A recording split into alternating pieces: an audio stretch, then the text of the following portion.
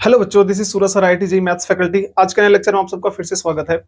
और आज के लेक्चर में हम लोग कोई कंसेप्ट नहीं पढ़ेंगे, बस जितना कंसेप्ट पढ़े हैं लॉगरिथमिक फंक्शन का पूरा डिटेल हम लोग समझते हुए उस पर क्वेश्चन सॉल्व करेंगे। और उसमें सबसे पहला क्वेश्चन हमने लिया है, आसान है, थोड़ा सा दिमाग लगाना है, हम लोग कर लेंगे। उसके जस्ट बाद का क्वेश्चन थोड़ा सा अच्छा होगा, उसके जस्ट बाद थोड़ा सा क्वेश्चन अच्छा होगा। हम लोग क्या करेंगे, अच्छे अच्छे क्वेश्चन सॉल्व करेंगे। ओवरऑल देखा जाए तो हम लोगों ने पिछले जितने भी 4-5 लेक्चर्स हुए अपने पास लॉगरिथमिक फंक्शंस का पूरा निचोड़ जो है उसके कंसेप्ट का हम लोग आज देखने वाले हैं कि हमको कितना आ गया है या कितना अभी हमको और प्रैक्टिस की जरूरत है, कितनी थ्योरी पे हमें और फोकस करने की जरूरत है। तो हमें नहीं, आपको जरूरत है। मेरे को तो आता है, आपको कितना और रिपीट करके उसको समझना है, जानना है, रिवीजन करना है, वो आप पे डिपेंड करता है। सबसे पहला क्वेश्चन उसमें हमने लिया है और अपने पास फर्स्ट क्वेश्चन यहाँ पे लिखा हुआ है कि अगर आपके पास यहाँ पे दिया हुआ है the mantissa of a number n to the base 32, यानी हमके लॉग का जो बेस हमने सेलेक्ट किया है, कौन सा किया है, 32। उस बेस पर किसी नंबर n का जो मैंटिसा है वो वेरिंग फ्रॉम 0.2 टू 0.8। ये बात समझिएगा कि एक नंबर n है, इसका मैंटिसा हमने फाइंड आउट कैसे करते हैं, हमने पढ़ रखा है।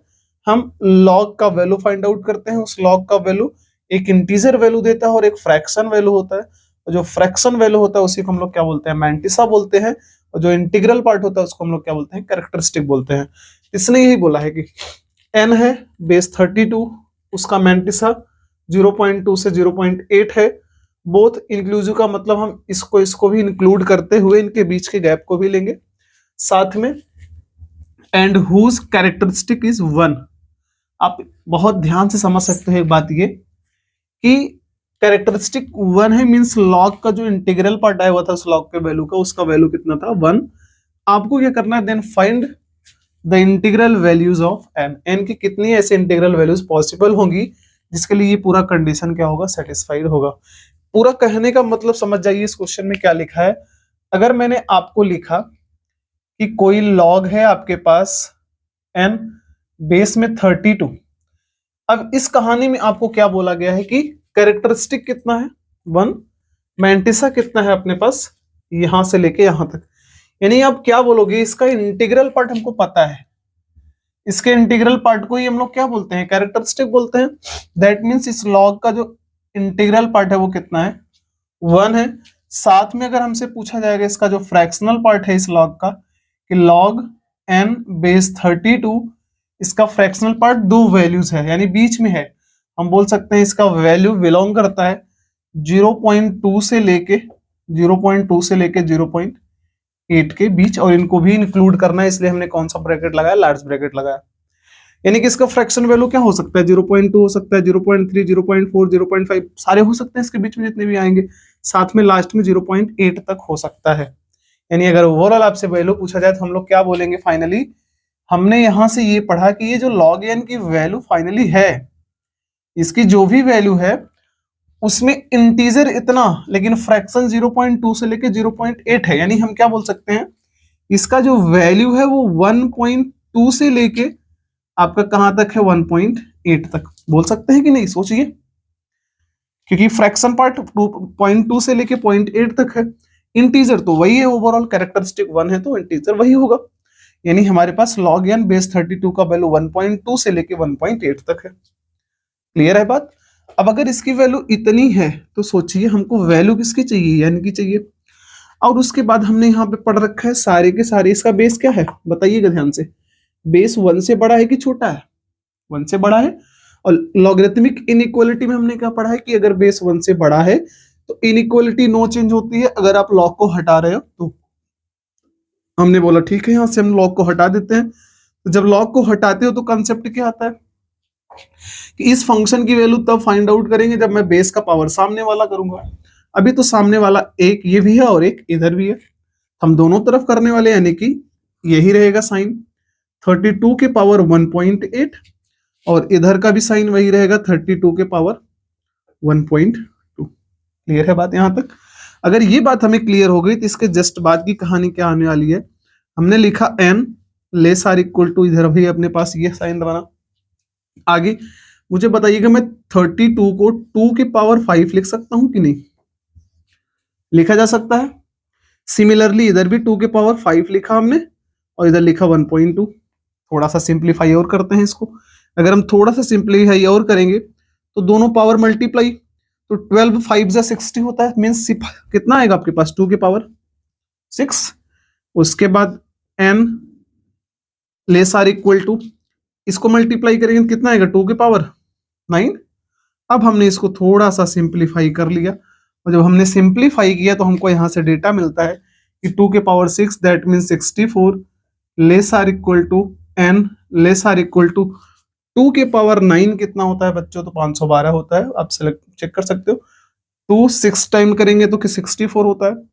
एक बार और किया 7 टाइम्स तो 128, 8 टाइम्स किया तो 256 और अगर 9 टाइम्स करेंगे तो 51। यहाँ पे कितना आएगा 512, इसकी वैल्यू इतनी आई। यानी कि अगर मेरे से बात की जाए यहाँ पे तो हम बोल सकते हैं n का जो वैल्यू है वो 64 से लेके कहां तक है 512 तक होगा। तो हमें पूरा काउंट करना है कि 64 होगा, 65 इंटीजर लेना है ना, इसमें क्या बोला है इंटीग्रल वैल्यूज ऑफ n। तो 64 होगा, 65 होगा, 63 होगा, 60, ये सब ऐड करते जाएंगे, कितने हो जाएंगे टोटल। यानी हम बोल सकते हैं नंबर ऑफ इंटीग्रल वैल्यूज। इसका फार्मूला आई होप आपको पता होगा, नहीं पता हो तो हम बता देते हैं। जब केवल इंटीजर्स को सेलेक्ट करने होते हैं तो हम लोग क्या करते हैं लास्ट माइनस फर्स्ट करते हैं। अगर आप लास्ट माइनस फर्स्ट करोगे तो 64, लास्ट में एक 1 ऐड कर देना।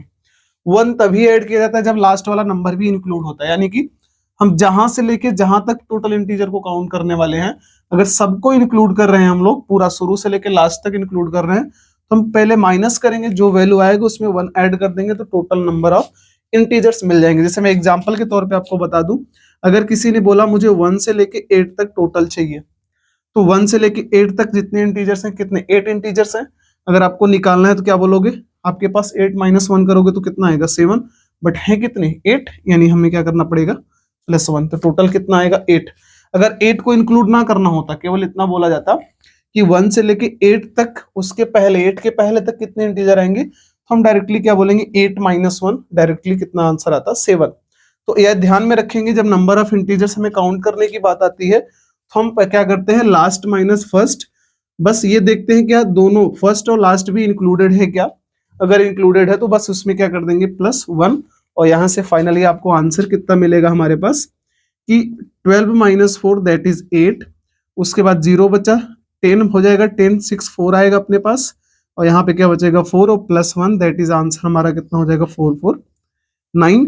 यानी कि ऐसे 4 4 9 इंटीजर्स ऐसे होंगे जब हम उनके लिए बेस 32 सेलेक्ट करेंगे तो उनका कैरेक्टरिस्टिक 1 आएगा और साथ में जो उनका मैंटिसा होगा वो 0.2 से लेके 0.8 के बीच में लाई करेगा। ये हमारा फाइनल आंसर हो गया। आई होप कि ये क्वेश्चन आपको समझ में आ गया। इसको आप रिपीट करके फिर से अगर कोई भी डाउट है आप रिपीट करके देखिएगा वीडियो, आपको समझ आ जाएगा। इसके बाद हम नेक्स्ट क्वेश्चन ले लेते हैं। तो मैंने आपके लिए सेकंड क्वेश्चन जो लिया है वो भी क्वेश्चन बहुत अच्छा है, वो लॉगरिथमिक इक्वेशन के क्वेश्चन है। इस क्वेश्चन में क्या लिखा हुआ है कि आपको नंबर ऑफ रियल सॉल्यूशंस बताने हैं, number of real solution of the equation, और ये इक्वेशन लिखा हुआ है नीचे कि √log -x base 10 equals to log √x² base 10। बात सही है। अब सबसे पहले अपने पास ये ख्याल आता है जब इस क्वेश्चन को देखते हैं हम लोग, तो ख्याल ये आता है इस लॉग के बगल में क्या लिखा हुआ है माइनस में, तो कंफ्यूज मत होइएगा, ये -x लिखा है, इससे फर्क क्या पड़ता है, कोई फर्क पड़ता है आपको, ये कंसेप्ट होगा कि नहीं लॉग के बगल में नेगेटिव नंबर नहीं होना चाहिए। तो एक बार ध्यान से तो सोचो, ये वेरिएबल है बच्चों, ये वेरिएबल है। अगर ये माइनस है तो हम प्लस कर सकते हैं अपने मन से ना, हम बोल सकते हैं कि अगर ये माइनस है तो मैं भी इसको माइनस कर दूंगा, अगर मैंने इसको माइनस कर दिया तो माइनस और माइनस मिलके क्या हो जाएगा प्लस हो जाएगा ओवरऑल। तो अपने पास कंसेप्ट है, हम सॉल्व कर सकते हैं। क्वेश्चन देख के आपको डरना नहीं है, इधर उधर नहीं होना है, आपको कंसेप्ट को लगा के सॉल्व करना है। यानी कि सबसे पहली बात इस क्वेश्चन को सॉल्व करेंगे अगर, तो हम लोग बेसिक स्टार्ट करेंगे, जो हमारे पास नॉलेज छोटा मोटा नॉलेज है उसी से चलेंगे, जितना हमने सीखा बस उतना ही चलेंगे, हम एक्स्ट्रा दिमाग नहीं लगाएंगे। यानी हमने इसको स्टार्ट किया, सबसे पहले आपके पास लिखा log -x base 10 equals to log √x² और बेस 10। मैंने पहले फिर से क्वेश्चन लिख दिया। अब इस क्वेश्चन को शुरू करने से पहले सबसे पहला ख्याल ये आएगा अपने पास इसको सॉल्व करने के लिए हमको सबसे पहला काम क्या करना पड़ेगा, इस रूट को हटाना पड़ेगा। तो हटा सकते हैं, हमने दोनों तरफ क्या कर दिया, स्क्वायर किया, और दोनों तरफ स्क्वायर करेंगे तो हम रूट गायब होगा इधर से। हमारे पास इधर कितना आने वाला है, -x बेस 10, और इधर क्या हो जाएगा, स्क्वायर हो जाएगा इस लॉग का, यानी कि यहाँ पे आएगा लॉग, और यहाँ पे root over x square base 10, इसका हमने क्या कर दिया, स्क्वायर किया। अब आपने इसका स्क्वायर किया तो सॉल्यूशन शुरू करते हैं, ध्यान से समझिएगा एकदम। अगर सॉल्यूशन शुरू करते हैं तो सबसे पहला काम क्या करेंगे बच्चों, -x, मैंने इसमें तो कोई चेंजेस किया नहीं, हमने सॉल्यूशन यहां से शुरू किया। अब यहाँ पे ध्यान ये लगाने वाली बात है कि जो हमारे पास इस लॉग में ये लिखा हुआ है रूट में एक्स स्क्वायर, तो कुछ बच्चे कॉन्सेप्ट क्लियर ना होने की वजह से वो क्या करते हैं, इस रूट को हटाएंगे, क्योंकि पावर 2 है, पेयर बनेगा, बाहर लाएंगे एक्स आएगा, तो गलत होता है। याद रखिएगा, जब हम रूट के बाहर किसी स्क्वायर नंबर को बाहर लाते हैं तो जो ओरिजिनल कंसेप्ट होता है उसमें क्या होता है कि स्क्वायर का नंबर बाहर आने के बाद उसमें लगता है मॉड। ये हम ख्याल रखेंगे इस बात का कि उसमें क्या लगता है, मॉड लगता ही लगता है। बिना मॉड लगाए आप क्वेश्चन गलत कर दोगे। नंबर्स रहते हैं तो उसका आंसर डायरेक्टली आप लिख दोगे, चलेगा, बट अगर वेरिएबल में लिखा हुआ इक्वेशन है, कोई एक्सप्रेशन है, कोई सिंगल वेरिएबल है, उसका स्क्वायर है, आप रूट के बाहर ला रहे हो, तो गलती मत करिएगा। जब हम पढ़ेंगे फंक्शन में, मैं डिटेल में पढ़ाऊंगा इसको, बट अभी आप दिमाग में रखोगे कि रूट के अंदर का नंबर अगर स्क्वायर है, उसको हम डायरेक्टली सिंगल एक्स बाहर नहीं ला सकते, उसके लिए हमें क्या लगाना पड़ेगा, मॉड लगाना जरूरी होता है। तो हमने मॉड लगाया, पावर कितना था, 2। जब मॉड आती है तो मॉड की केस की बात, कुछ चीज आपको पता है कि मॉड काम क्या करता है। तो मॉड क्या काम करते हैं आपको पता है पहले से, कि मॉड नेगेटिव को पॉजिटिव बना देता है, या पॉजिटिव रहेगा नंबर तो पॉजिटिव ही रहेगा। बात क्लियर है, मतलब इस तरफ अगर बात करी जाए, इस तरफ नेगेटिव होने की वजह से कोई प्रॉब्लम क्रिएट नहीं हो रहा है, हो रहा है क्या, नहीं हो रहा है। यानी इस तरफ हम बात करें अगर, तो इधर चाहे आप नेगेटिव रखो चाहे पॉजिटिव रखो, फर्क नहीं पड़ने वाला। बस फर्क पड़ेगा किससे, तो जीरो से फर्क पड़ेगा इसको, ये जीरो हम नहीं ले सकता, यहाँ पे जीरो रखेंगे तो ये नॉट डिफाइन होगा। बट उस चीज को आगे समझने के लिए हम लोग क्या करते हैं, सबसे पहली बात, एक कॉन्सेप्ट है अपने पास क्या, जिसका डिस्कशन शायद हमने नहीं किया है, कुछ बच्चे जानते होंगे तो जानते होंगे, और नहीं जानते तो घबराने की बात नहीं है। मैंने बोला मैं इसको डिटेल में पढ़ाने वाला हूं आगे चल के। तो यहाँ पे अगर हम बात करेंगे इस मॉड एक्स की बात, तो इस मॉड एक्स को हम लोग क्या करते हैं, दो तरीके से लिख सकते हैं। पहला तरीका क्या है अपने पास, इस मॉड एक्स की वैल्यू डायरेक्टली क्या होता है, एक्स। कब एक्स होता है, जब मैं एक्स का वैल्यू क्या रखता हूं, पॉजिटिव। जब मैं एक्स का वैल्यू क्या लेता हूं, पॉजिटिव लेता हूं, तो इस एक्स को प्लस एक्स लिखा जाता है, मॉड एक्स को। इस मॉड एक्स को माइनस एक्स लिखा जाता है जब मैं एक्स का वैल्यू क्या लेता हूं, नेगेटिव लेता हूं। इस बात को ध्यान में रखिए, जिसको पता है ठीक है, जिसको नहीं पता हम आगे पढ़ेंगे क्यों करते हैं ऐसा।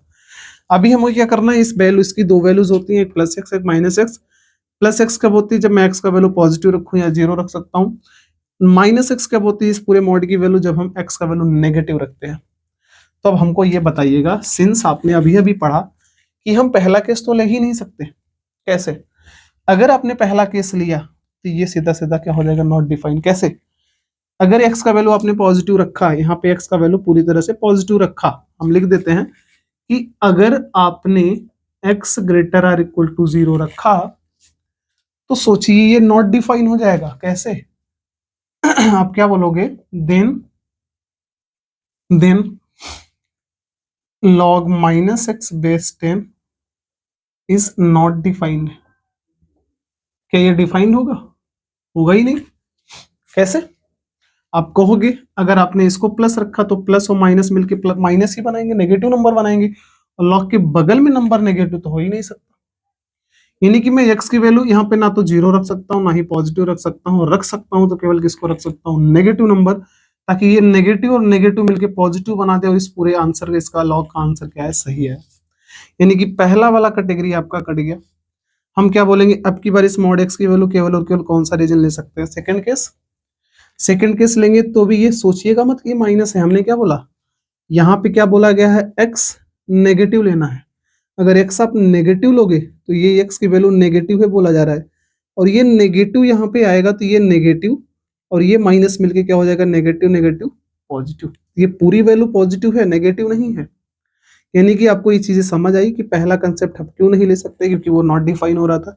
दूसरा केस ले सकते हैं, यानी कि ओवरऑल जो हमारे पास फाइनली इक्वेशन तैयार होगा वो क्या होगा कि log of -x base 10 equals to, इधर की बात करेंगे तो log ऑफ, यहाँ पे आएगा, हमने अभी अभी क्या पढ़ा कि इसकी वैल्यू हम क्या लेंगे, ये वाला लेंगे, बट ये नहीं ले सकते। रीजन क्या था कि वो नॉट डिफाइन था। तो हमने इस mod x की वैल्यू क्या लिखा, -x, इधर कितना आएगा -x बेस 10, और इसका पावर कितना आएगा 2। दोनों तरफ सेम सेम है, काटिएगा मत, ये गलती मत करिएगा। वो हाई स्कूल और 6th 7th 8th 9th 10th की चीजें भूल जाइए। हम क्या करेंगे, या तो इसको उधर भेजेंगे या तो उसको इधर लाएंगे। तो हमने क्या किया, इसको उधर लेके गए हम लोग, तो आएगा log 10 -x, इसका होल स्क्वायर है, माइनस ये उधर गया log -x बेस 10 क्या आएगा 0। हमने दोनों में से कॉमन लिया, कॉमन एक बार आएगा तो कितना आएगा -x बेस 10 कॉमन, इधर फिर से एक बार बचेगा तो log -x बेस 10, इधर 1 बचेगा इक्वल टू 0। इतना आया हमारे पास आंसर। इसके बाद हम लोग क्या बोलेंगे, ये अलग अलग अलग फैक्टर बना, एक बार इसकी वैल्यू 0 होगी, एक बार इसकी वैल्यू 0 होगी। जब मैं इसकी वैल्यू 0 करता हूं तो कितना आएगा, log -x base 10 equal to कितना हो जाएगा 0। और यहां से सॉल्यूशन अगर आपको निकालना है तो आप क्या बोलोगे कि मुझे इस फंक्शन की वैल्यू मिलेगी, यानी -x की वैल्यू कब मिलेगी, जब मैं इसका पावर सामने वाला करूंगा, यानी 10 के पावर 0, 10 के पावर 0 की वैल्यू क्या होती है 1। यानी यहां से हमारे पास जो आंसर तैयार होगा x इक्वल टू, इस माइनस को भेजा उधर, आंसर कितना आया नेगेटिव। और हमें आंसर भी कौन सा लाना है कि x का वैल्यू क्या होना चाहिए, नेगेटिव होना चाहिए, पॉजिटिव नहीं होना चाहिए। यानी कि पहला आंसर हमारा सेटिस्फाइड हो गया कि x का वैल्यू नेगेटिव आया, सही हो गया ये।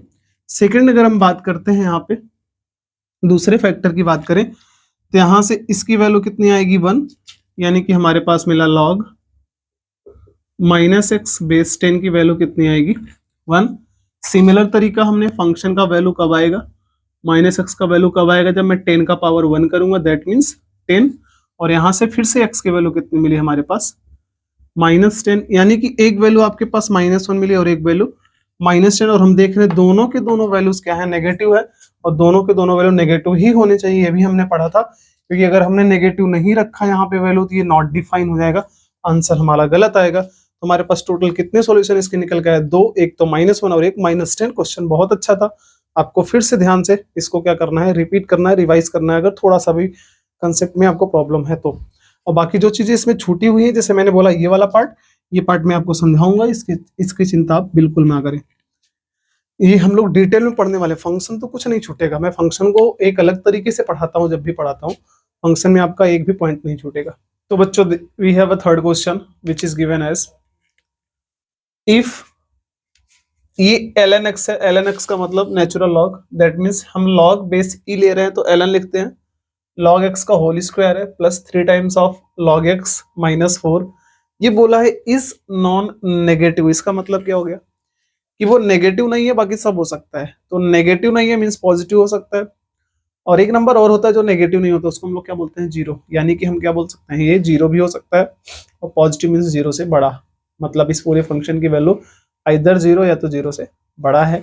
तो इस केस में x का जो वैल्यू होगा इन चारों में से कौन से इंटरवल में लाई करेगा।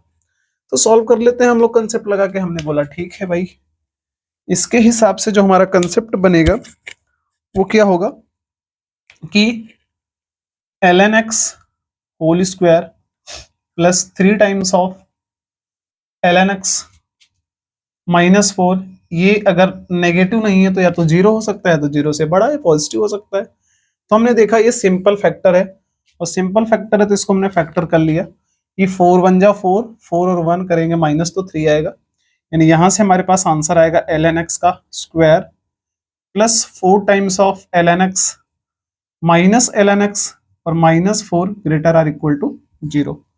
आगे बात करें अगर हम लोग, तो यहाँ पे क्या बोलेंगे कि हमने ln x को कॉमन लिया, यहाँ पे एक ln x बचेगा, और प्लस यहाँ पे क्या बचेगा 4। उसके बाद हमने -1 कॉमन लिया, यहाँ पे क्या बचेगा ln x और plus 4 greater or equal to 0। उसके बाद हमने अलग अलग वेक्टर किया, यानी कि अलग अलग हमने किया। तो एक ब्रैकेट में आएगा ln x प्लस 4 और नेक्स्ट ब्रैकेट में आएगा ln x minus 1 greater or equal to 0। बाकी हम लोग अगर वेविकर मेथड यूज करेंगे इसको सॉल्व करने के लिए, तो हम लोग क्या बोलेंगे यहाँ पे कि हमारे पास यहां से मिल रहा है कि -4 और यहां से मिल रहा है वैल्यू कितना 1, यहाँ पे मिलेगा 1। तो हमने वेविकर बनाया। अब बनाने के जस्ट बाद की बात करते हैं। पहला काम क्या इक्वल है, हाँ इक्वल है, तो हमने लिया, इनको इंक्लूड किया। अब अगर आपने इनको इंक्लूड किया तो बात करना है हमको सारे पावर्स ऑड हैं, तो पावर्स ऑड होने पे स्टार्ट करते हैं प्लस से, प्लस के बाद माइनस, माइनस से फिर प्लस किया। अब बात क्या करनी है कि हमको पॉजिटिव चाहिए कि नेगेटिव, तो हमको पॉजिटिव चाहिए, यानी कि आंसर की बात करें तो एक आंसर इधर और एक आंसर इधर होगा। बात क्लियर है इतना? अब इसके बाद की बात करते हैं।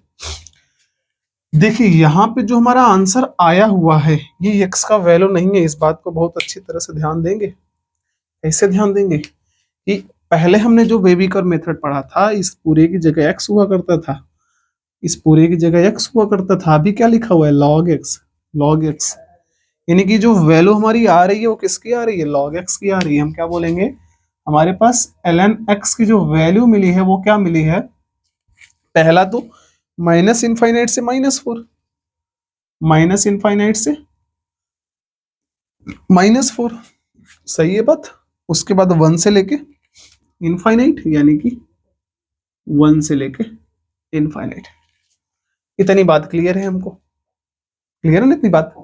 अब इसके जस्ट आगे चलते हैं हम लोग। अगर हम जस्ट आगे की बात करेंगे यहाँ पे तो ध्यान से समझिए। अगर अपने पास ये ln x की वैल्यू आई है, हमको x की वैल्यू फाइंड आउट करनी है, तो हम लोग क्या बोलेंगे, ठीक है भाई, इसका मतलब होता है इसका बेस कितना है, e, बेस कितना होता है e, और अगर बेस e है तो सोचिएगा अगर आप x की वैल्यू फाइंड आउट करना चाहते हो तो x बिलोंग्स टू क्या हो जाएगा, बेस का पावर सामने वाला। ये पूरा इसका बेस का पावर क्या बनेगा, सामने वाला। यानी हम ये बोलेंगे यहाँ पे जो हमारे पास आंसर आने वाला है, पहले तो आएगा e के पावर माइनस इनफाइनाइट से लेके e के पावर -4, उसके बाद यहाँ पे e के पावर 1 से लेके e के पावर इनफाइनाइट, इतना होगा। और हम सबको इसका आंसर पता है, इसका आंसर आएगा x बिलोंग्स टू किसी भी नंबर के पावर अगर माइनस इनफाइनाइट होता है, सोचिएगा, तो इसको आप लोग क्या लिखोगे, माइनस है तो नीचे लेके जाएंगे, 1 अपॉन e के पावर इनफाइनाइट होगा, और e का वैल्यू 2.718 होता है। तो जब डिनोमिनेटर बहुत बड़ा कर दोगे वैल्यू आप, सोचो 1 अपॉन डिनोमिनेटर बहुत बड़ा वैल्यू किसके बराबर आएगा, अप्रोक्सीमेटली, यानी इसका वैल्यू आएगा 0 के अप्रोक्स। और इधर अपने पास आने वाला है e के पावर -4, साथ में यूनियन, नेक्स्ट हमारे पास क्या आएगा, e से लेके किसी भी नंबर जो कि 1 से बड़ा है उसका पावर इनफाइनाइट कर दोगे तो उसकी वैल्यू कितनी आने वाली है, ओवरऑल इनफाइनाइट। यानी x का वैल्यू हमारे पास क्या निकल के आया यहाँ पे, 0 से लेके e के पावर -4 और e से लेके इनफाइनाइट। इसमें से देखना है हमें कौन सा ऑप्शन करेक्ट है, तो इसमें से कोई भी ऑप्शन करेक्ट नहीं दिख रहा है। ये थोड़ा मैच हो रहा था बट यहाँ पे 0 होना चाहिए, यहाँ पे 0 नहीं है, ये भी ऑप्शन गलत। यानी हमारे पास आंसर कौन सा करेक्ट होगा, डी ऑप्शन। तो ऑप्शन आपको समझ आया, आसान क्वेश्चन था। इसके बाद हम लोग अगला क्वेश्चन लेते हैं, उसको सॉल्व। तो नेक्स्ट क्वेश्चन जो अपने पास है बच्चों, वो क्वेश्चन मुझे बहुत अच्छा लगा था, थोड़ा सा समझना पड़ेगा आपको, सोचना पड़ेगा। वो क्वेश्चन क्या है कि अगर आपके पास एक नंबर है 2 की power m which is 4 digit number, जिसमें 4 डिजिट है, अगर आप इसको सॉल्व करोगे, यानी कि 2, मान लो 2 के पावर जैसे 10 है, मान लेते हैं कि ऑप्शन में कि 2 की पावर 10, आप उसको सॉल्व करके देखो 1024 आएगा, यानी वो कितने डिजिट का नंबर है, 4 डिजिट का नंबर है। तो यही बोला है कि 2 की पावर m एक 4 डिजिट का नंबर है, जहां पे m जो भी होगा वो क्या होगा, एक नेचुरल नंबर होगा। m belongs to natural number, m का वैल्यू नेचुरल नंबर है सारे के सारे। Then number of different values of m, यानी कि m के ऐसे कितने वैल्यूज पॉसिबल हैं जिसको हम अगर यहाँ पे रखें, इसका पूरा जो वैल्यू निकल गया है वो 4 डिजिट का आंसर बने। तो अब इतना नहीं सोचना हमको कि हम m का वैल्यू रख रख के चेक करें किस किस वैल्यू पे हमारे पास 4 डिजिट मिल रहा है हमको। तो हम डायरेक्टली क्या कंसेप्ट पे जाएंगे, तो कंसेप्ट पे क्या जाने का, जैसे हमने लॉगरिथमिक में क्या पढ़ा था कि नंबर ऑफ डिजिट्स और number of zeros find out करने का तरीका था। और उसमें तरीका क्या था कि अगर आपको नंबर ऑफ डिजिट निकालने हैं तो हम लोग क्या निकालते थे, कैरेक्टरिस्टिक निकालते थे, उस नंबर का कैरेक्टरिस्टिक, और कैरेक्टरिस्टिक में +1 करते तो हमारे पास क्या मिलता था, नंबर ऑफ डिजिट। तो यानी कि अगर मैं बात करूं इस नंबर के लिए, ये नंबर ऑलरेडी हमको दिया गया है कितना, 4 डिजिट, यानी हमको लिखा हुआ कितना है कि number of digits is equal to कितना है हमारे पास 4।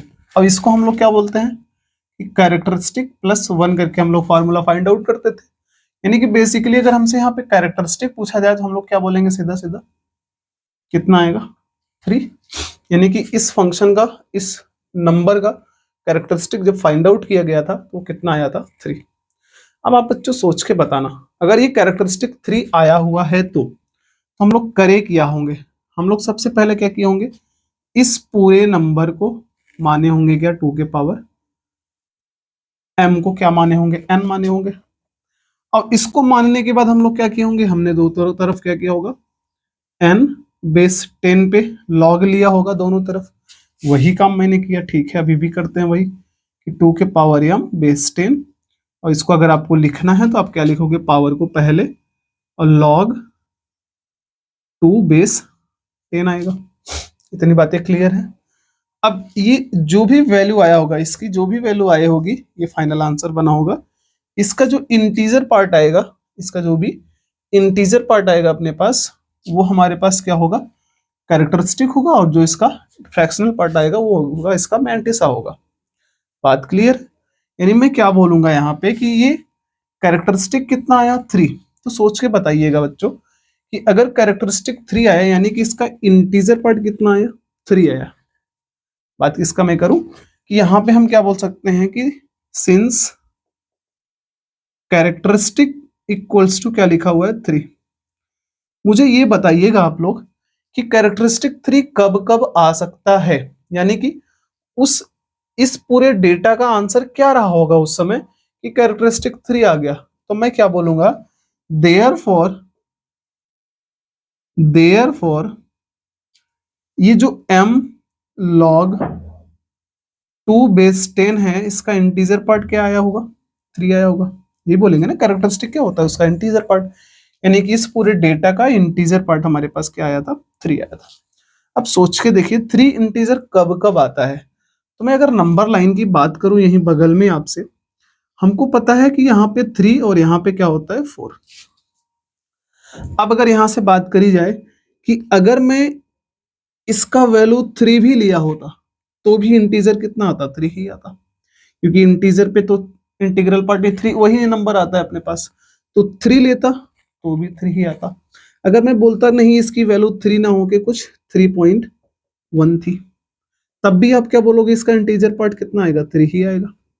अगर मैंने बोला नहीं यहाँ पे मैंने 3.5 ले लिया, तब भी सोचो उसका इंटीग्रल पार्ट कितना आएगा, 5 आएगा। यानी अगर देखा जाए कि मैं 3 भी लूं और 3 के बाद कोई भी नंबर इसके बीच में सेलेक्ट कर लूं 4 के पहले तक, 4 नहीं बट 4 के पहले तक, क्योंकि अगर हम 4 सेलेक्ट करेंगे तो 4 पे क्या आ जाएगा, इंटीजर पार्ट 4 आएगा, हमको 3 चाहिए। हम बोल सकते हैं 4 के पहले तक जितने भी नंबर थे उन सभी नंबर्स पर कैरेक्टरिस्टिक कितना आने वाला है, 3। बात क्लियर है यहाँ तक, इंटीजर कितना आने वाला है 3, उसी को कैरेक्टरिस्टिक बोलते हैं। यानी हमको 3 चाहिए, इसकी पॉसिबल वैल्यूज क्या क्या हो सकती हैं, हम बोलेंगे ठीक है यार, अंदर वाले जो वैल्यू है हमारे पास m log, यहाँ पे लिखा हुआ है 2 बेस 10, इसकी वैल्यू 4 से तो कम रही होगी, 4 नहीं रही होगी बट 4 से कम रही होगी, इसलिए हमने केवल लेस देन लगाया, इक्वल नहीं लगाया। बट इसकी वैल्यू 3 भी हो सकती है और 3 से बड़ी, यानी कि 3.1 3.2 3.4 भी हो सकती है, क्योंकि उस पर भी इंटीजर का वैल्यू कितना आएगा, 3 ही आएगा। अब अगर आप इसको सॉल्व करना चाहोगे तो क्या करोगे, आपको वैल्यू निकालने की इसकी है m की, तो आपको log 2 की जरूरत है नहीं। आप कहोगे ठीक है भाई, यहाँ से 3 लेसर इक्वल टू m, हमको इसको अप्रोक्सीमेटली वैल्यू पता है 0.301, हमने पढ़ रखा है पहले ही, और लेस देन 4, हमें अगर वैल्यू चाहिए m तो 0.301 को हटाना पड़ेगा, हमने सब में डिवाइड बाई 301 कर दिया। तो अगर आप डिवाइड करोगे 3 बाई 0.301 और लेस आर इक्वल टू यहाँ पे आएगा m लेस देन 0.301। अब इसको हम सिंप्लीफाई कर लेंगे थोड़ा। अब अगर आप सिंप्लीफाई करते हो तो सोच के देखना, कॉमन सेंस से क्वेश्चन सॉल्व करो, कैलकुलेशन बाकी कैलकुलेशन तो आप कर लोगे, बट सोचो अगर नीचे मैं 1 को हटा देता हूं तो 1 हटने के बाद क्या हो जाएगा, सोचो यहाँ पे ये 1 को हटा दिया, 1 को हटाया, 1 को हटाने से ये वैल्यू थोड़ी सी छोटी हो गई, थोड़ी सी छोटी हुई ना, ये जो भी हुआ थोड़ा सा छोटा हो गया। अब ये अगर थोड़ा सा छोटा हो गया तो वैल्यू थोड़ी सी बड़ी आएगी, क्यों? क्योंकि नीचे वाला वैल्यू जितना बड़ा होता है ओवरऑल वैल्यू क्या आता है उतना छोटा आता है। अब अगर आप नीचे वाले वैल्यू को कम करोगे तो वैल्यू थोड़ा सा बढ़ेगा, बढ़ेगा, सोच रहे हो ना। तो मैंने थोड़ा सा कम किया, कम किया तो 3/0.30। आप इसको सॉल्व करके देखो कितना आता है, 10 के अप्रोक्सीमेटली आएगा। यानी अगर हमसे पूछा जाए 3/0.30, आप क्या बोलोगे? 2 नंबर है, 2 0 बढ़ा दो, 300/30 काटोगे तो कितना आएगा? 10। कितना आएगा? 10। तो अप्रोक्सीमेटली क्या आ रहा था? 10। बट हमको पता है कि एक्चुअल में 1 है वहां पे, तो अगर 1 है तो वैल्यू तो 10 नहीं आएगी। हमने इसको कम करके वैल्यू निकाला है 10। अगर एग्जैक्टली नंबर लेंगे ये पूरी वैल्यू जो भी आएगी वो 10 से थोड़ी सी छोटी आएगी, बहुत थोड़ा सा छोटा आएगा। और बहुत थोड़ा सा छोटा आएगा इसलिए मैंने क्या बोला, ये कुछ भी आए 9 पॉइंट समथिंग आएगा। कुछ भी आए कितना आएगा? 9 पॉइंट समथिंग आएगा। ये कैलकुलेशन का तरीका है आपका, ताकि आप थोड़ा सा एग्जाम वगैरह में भी शॉर्टकट समझ सको कैसे हमें सॉल्व करना है। तो हमारे पास आंसर जो भी आएगा ये 9 पॉइंट समथिंग आएगा, less or equal to m।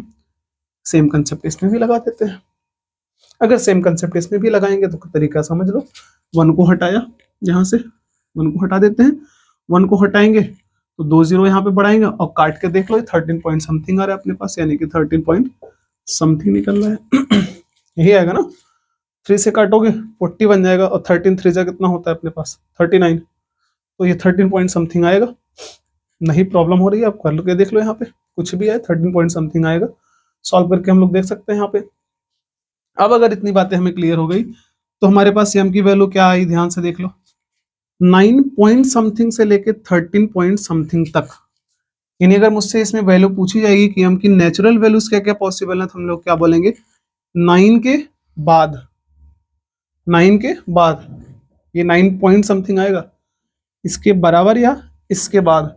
तो आप 9 नहीं ले सकते, 9 के बराबर नहीं है, 9 पॉइंट समथिंग के इक्वल है। 9 से बड़ा नंबर अगर पूछेंगे तो एक आएगा 10, अगला क्या आएगा? 11, अगला क्या आएगा? 12, अगला क्या आएगा? 13। क्यों? नंबर लाइन की मैं जैसे बात करता हूँ, इधर 9 आएगा, इधर 9 पॉइंट समथिंग आएगा, उसके बाद 10 आएगा, 11 आएगा, उसके बाद 12 आएगा और इधर 13 आएगा और यहाँ कहीं 13 पॉइंट समथिंग आएगा। तो सोच के देखो हमारे पास नंबर किसके बीच में बोला? यहाँ से लेके पूरा इसके बीच में। तो कितने नेचुरल नंबर उसके बीच में आ रहे हैं? आंसर हम क्या चाहिए हमको? Natural number. तो कितने नेचुरल नंबर आ रहे हैं? एक तो 10, 11, 12 और 13। बात क्लियर है? तो यही हमारा आंसर हो गया। यानी कि नंबर ऑफ टोटल कितने आंसर हो जाएंगे इसके? 4 m के 4 ऐसे पॉसिबल वैल्यूज हैं।